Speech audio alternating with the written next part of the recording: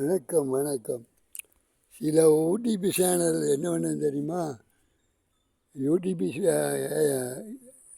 இருக்கிறையோ பேசுகிறையோ இவங்க விளம்பரத்தை கொடுத்து யூடிபி சேனலில் யூடிபி சேனலில் கச்சக்காரர் என்ன பண்ணுறாங்க, காசை ஃபுல்லாக கொடுக்குறாங்க. யூடிபி சேனலுக்காரங்க அப்படின்னு நல்லா வாங்குகிறாங்க. அப்படியே என்ன செய்தியை விஜய் செய்தி போடுற மாதிரி பேசிட்டு விளம்பரத்தை இதில் விடுறாங்க. எதில்? யூடிபி சேனலில் விஜய் பேசிகிட்டு இருக்கிறாரு.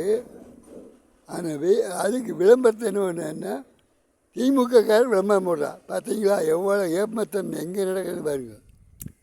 அப்போ அந்த யூடிபி சேனல்காரரு அவங்களுக்கு காசு வர மாதிரியும் பார்க்குறாங்க, இந்த ஆளுக்கு விளம்பரம் பார்க்குற மாதிரி இருக்குது. எந்த யூடிபி சேனலையும் நான் பார்த்து பார்க்குறேன்.